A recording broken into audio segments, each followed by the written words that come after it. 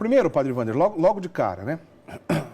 O fato da pessoa ser rico, né? Existe uma riqueza. Eu não estou dizendo aqui de que origem esse dinheiro, né? Estou apenas perguntando.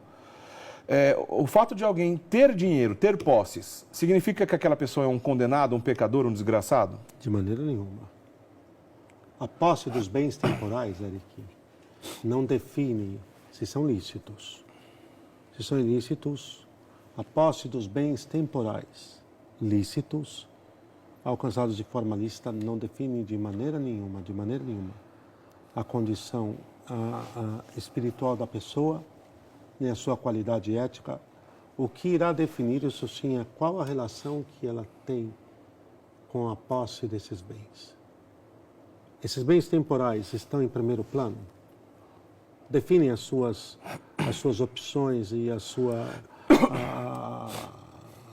direcionam a sua conduta. Eles são o fim ou são o instrumento? São o meio. De forma concreta, há pessoas abastadíssimas que são maravilhosas, pessoas que vivem santamente, são de uma generosidade ímpar, que fizeram dos bens temporais meios para se atingir os bens eternos, espirituais, para se crescer na justiça de Deus, na vida de santidade, no serviço ao próximo. Está lotado de casos aí, desapegados, que administram bem, negociam muito bem com os bens temporais, visando atingir os bens, o quê? Espirituais, os bens sobrenaturais. Que isso é lindo.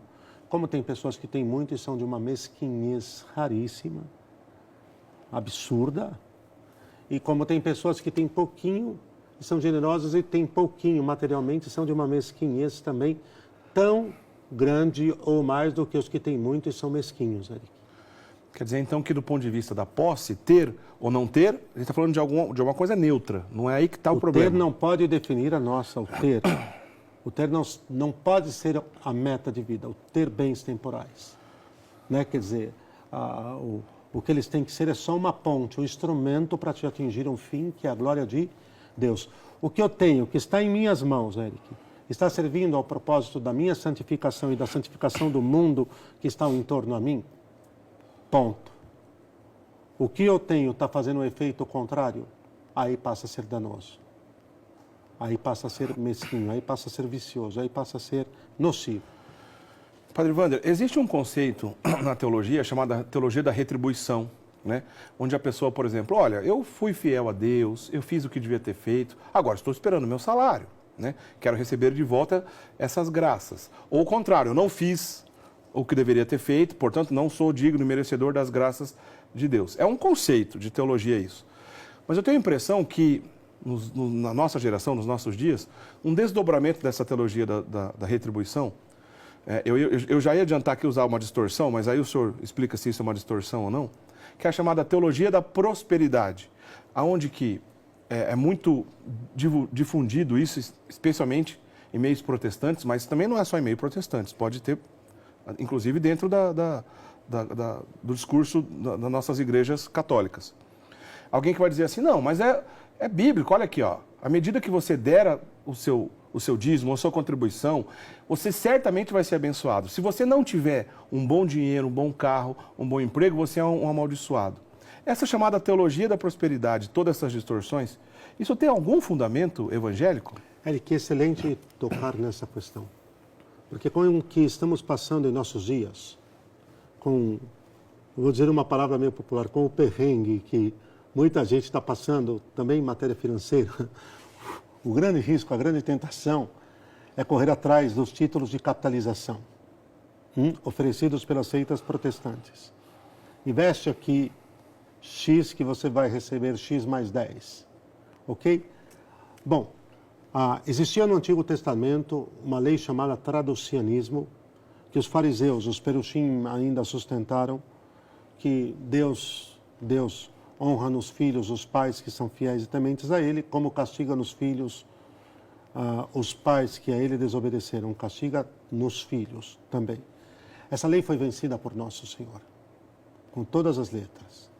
Essa lei mais tarde, porque o protestantismo tem um matiz veterotestamentário, pode pode perceber que nada do protestantismo, nenhuma seita protestante, ela consegue trabalhar bem com o Novo Testamento. O Novo Testamento é indigesto nesta matéria do que diz respeito à santidade, às virtudes. Por que, Eric? Exatamente isso. As seitas protestantes têm dificuldade com o Novo Testamento. Porque, se forem encarar o Novo Testamento, elas não existem. Será que isso tem relação... As seitas não existem. Desculpa interromper, mas só para pôr um parênteses aqui. Será que isso tem relação, por exemplo, com o crescimento gigantesco dos símbolos judaicos entre os protestantes? Na cara está aí.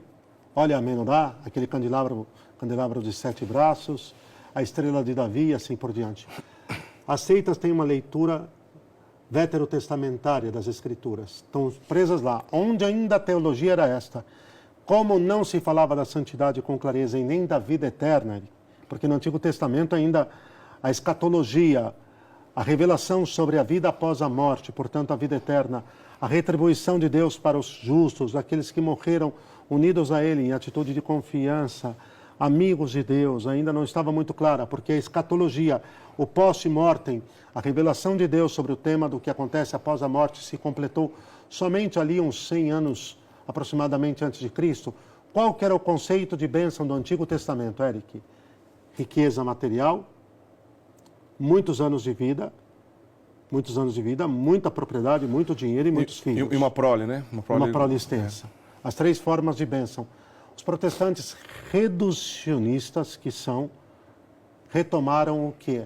Essa expressão do Antigo Testamento, codificando numa nova narrativa, numa nova interpretação da revelação que deu na teologia da prosperidade. A maneira como Deus manifesta que está feliz com você é te abençoando com muito dinheiro, com uma vida gorda e farta, não é nem muita prole, hein? Porque pegue o pessoal adepto a seitas protestantes, que normalmente tem dinheiro, não tem muitos filhos não, Eric, porque filhos dá trabalho. Porque filhos exigem amor, exigem entrega. Comprometimento. Comprometimento, essa é uma outra história. Aliás, aí a interpretação se reduz só a um dos braços. Certo. Né? Ao ter muito dinheiro, a ter uma vida muito gorda. Aí a interpretação fica que a maneira como Deus responde que está feliz com você é lhe dando muito dinheiro. Se você estiver numa condição miserável, isso demonstra que Deus te odeia. Que você é um réprobo.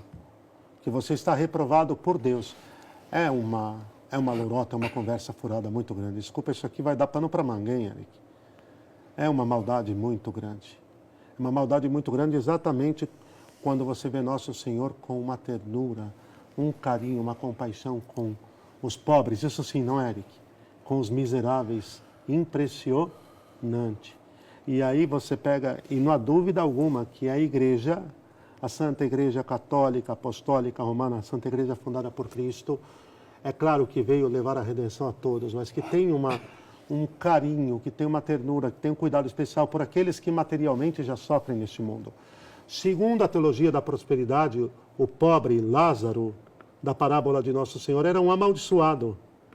E não alguém como Jesus mostra que está no céu naquele determinado momento. Aí é o contrário, né? E o opulento já sofrendo a danação eterna. Pela teologia da prosperidade, Nosso Senhor é um mentiroso, Eric. E isto sim, me desculpe, não há um único versículo do Evangelho, nem um único versículo do Novo Testamento inteiro, por isso que as seitas não conseguem digerir o Novo Testamento. E se começarem a estudá-lo, se começarem a pregá-lo, elas se implodem. Por isso que não há nos Evangelhos ou no Novo Testamento inteiro uma única menção, Eric, a promessa de Deus em relação à prosperidade material. Há cuidado, sim. Há paternidade providente, sim. Há abundância, há enriquecimento material. Me mostre um versículo no Novo Testamento que eu nunca mais prego o Evangelho. E não me venham com aquela piada boba de que foi para fazer os ricos que ele se fez pobre. Que eles vão tentar tomar isso. Foi para fazer os ricos em Deus, na sua graça, na sua plenitude de vida, que ele baixou-se à nossa condição humana. Mais nada do que isso. E olha que Nosso Senhor conviveu com a potencial família mais próspera de toda Jerusalém, que era a família de Lázaro. E olha o que eles fizeram com os seus bens. Se não disponibilizaram incondicionalmente a serviço do Senhor.